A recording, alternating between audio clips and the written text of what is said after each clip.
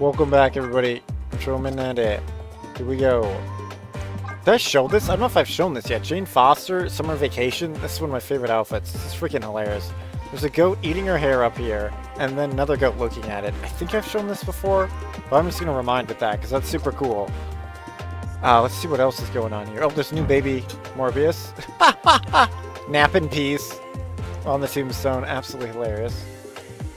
Oh, here's freaking ultimate armor. That is very cool. I didn't save those points for characters. For cards, really. Wait, Conquest looks like... Oh, Conquest is fully opened up. But let's look at the new character first. Let's not be around the bush too bad.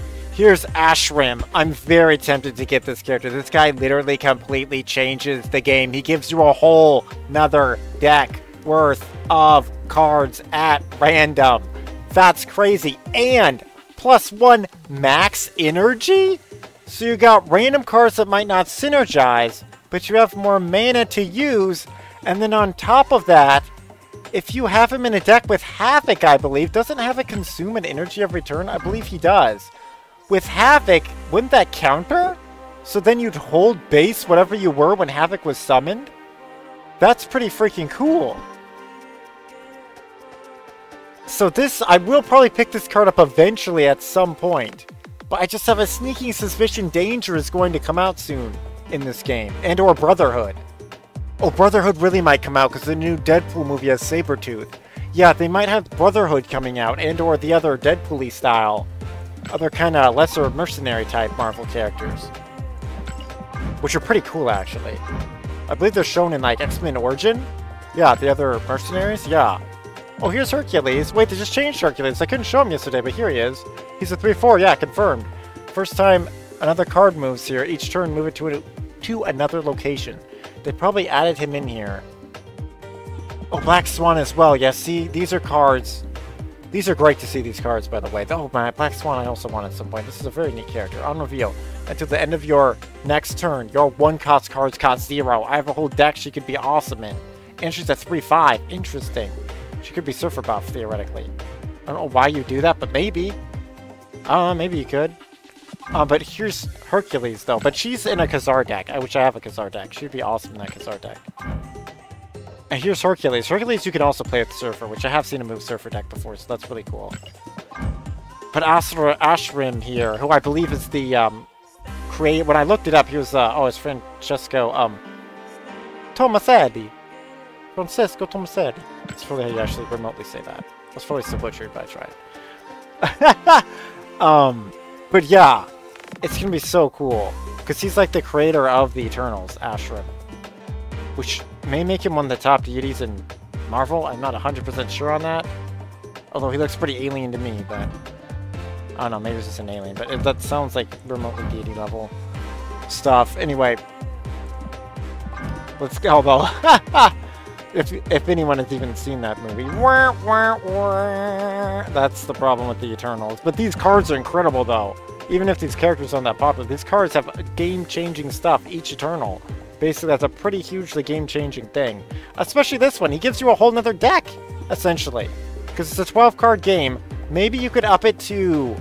What does it boil down? 18 cards, I think, if you have Thanos? So you'd, I think, then with this, have a 30-card deck. They mention it in the actual...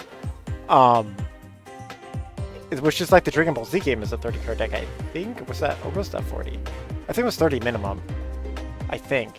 But yeah, so it'd be like actual card games at that point. Level of cards. Well, I should say other card games. Level of cards. That just sounds so cool. And he's giving you mana, so he may theoretically be able to create the greatest first ideal turn. It would just be almost impossible for you to magically randomly get each card you need, but then you just have more mana. Oh, that'd be so great. I'm trying to think of a way if you could fish your deck. This game doesn't have... You have search cards like Jubilee. I assume that's what you'd want. You'd want cards that summon other cards in a deck that has Arishem. Because you must have 12 cards. You can't just go in there with just Arishem, unfortunately. That would be insane good if you could do that.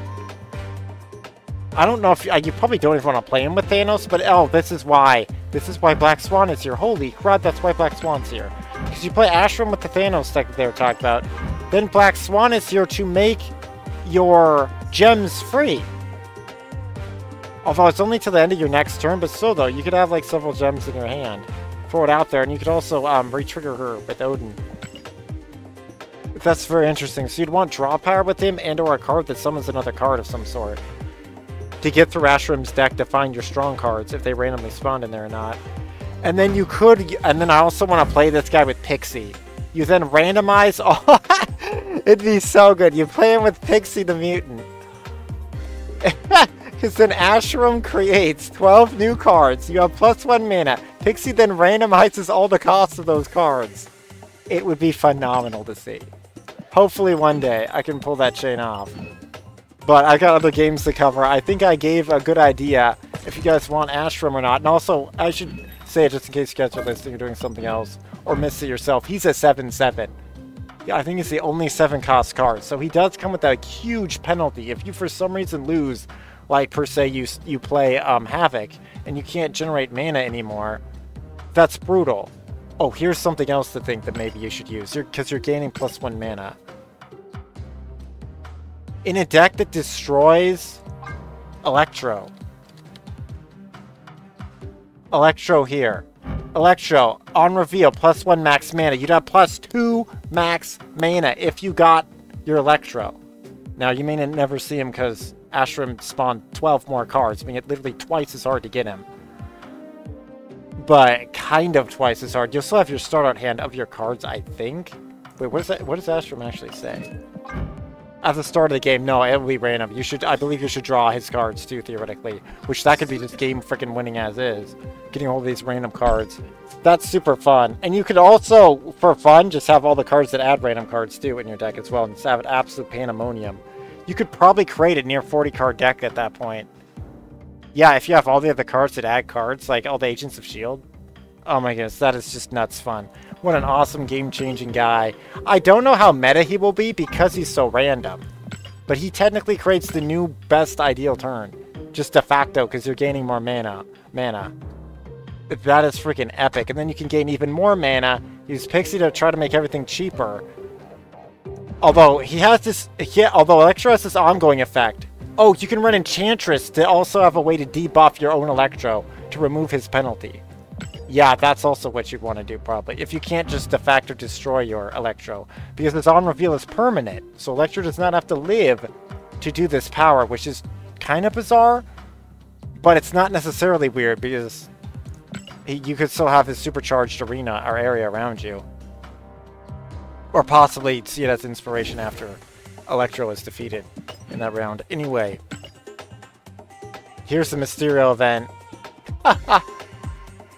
And here is Shards. This is what opened up.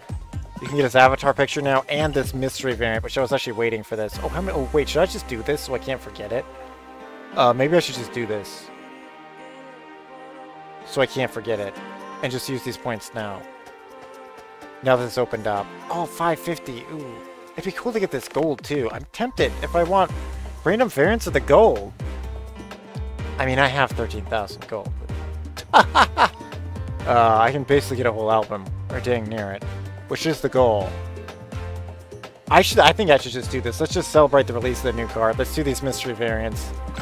Do I have any intent of unlocking a new card? Is there a way for me to unlock a new card? No, there isn't. I might as well just do it now. Oh, all this stuff opened up, didn't it? Oh no, I still need to wait 4 more days for the final one to open. If there's time, I'll come back to that, but I'm just... Is there any, like, blatantly misplay that I'm not just... Oh, this gold! That's a misplay! I'm so close to a gold!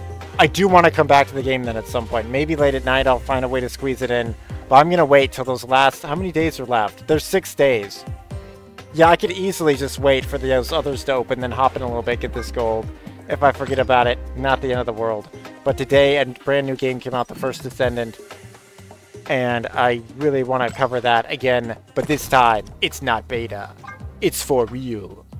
But I can't, I'm unbelievably hyped with this new card. I'm so tempted to actually get him. But I gotta stay true to my guns and the mutants. I know I'll be so unbelievably sad if I get him and not a mutant. Because also, he's gimmicky. He's a boatload of fun. I would love to see a deck with him and Agatha, and just see the AI randomly use these cards. It would be so funny. But that was the final thought on that. Thanks for watching. And for a little reward, let's use our conquest currency here. Now, I probably want one of the new Xmen. Let's see what I can get here. Which new Xmen, though? What was the latest one that I got? That was Sage, wasn't it?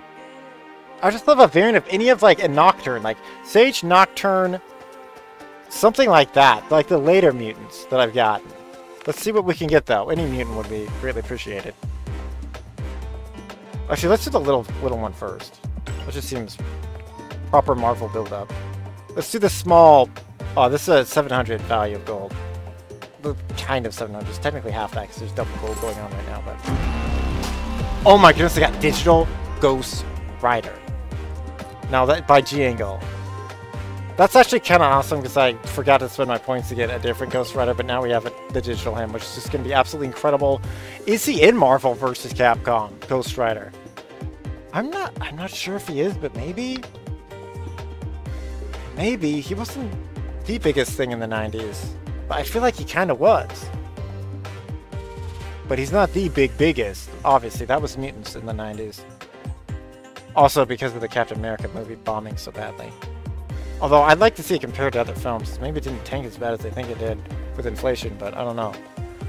Anyway, let's see what this one is. Ghost Rider's pretty awesome to get. Especially because I'm just like one card away from making an awesome Ghost Rider deck.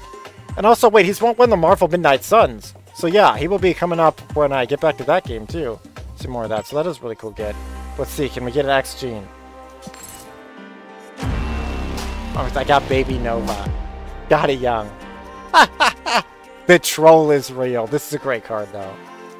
The troll is real. But hey, those are 2 steps closer to getting that card I actually want, because now those are out of the freaking pool. Anyway, that went all right. The Ghost Rider was pretty hyped though, because I do have a Marvel Midnight Sun that was pretty fun to use him in. You can check that out on my channel if you haven't seen that. It did surprisingly well, that deck. It kind of has no reason to ever win, but it went surprisingly well. I think I was mostly in like these lower ranks of this ladder mode. I want to say I actually got some Conquest wins. But anyway, I do, if you just love randomness and never know what's going to go on, I think Arishem is the card for you. Imagine using him with Loki as well, so then you have even more nonsensical cards. Oh wait, actually you have the Loki. Oh my goodness, Loki. It's like, this video will never end, but I'm just going to end with Loki here. If you have Loki, I personally don't have him. Assuming they don't have Mobius and Mobius, which will just counter Arishem, and it kind of. It'll definitely counter the cheapening. I think you'll still have your extra mana, so Arishem won't be completely stopped by Mobius and Mobius.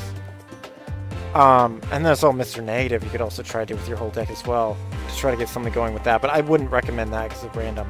But yeah, anyway, Loki, you'll have more mana. If you played Electro, if you played Electro, you would also have more mana, and Loki just made those cards cheaper, assuming there's nothing debuffing you from that. And Pixie may have also made your other cards cheaper. There's your deck. Although, and then you could just throw in counter cards, like I said, Enchantress, and you could just fill it out with pretty much, like Jubilee, cards that summon stuff, and or give you draw power, if you want more random rolling. Absolute wildness.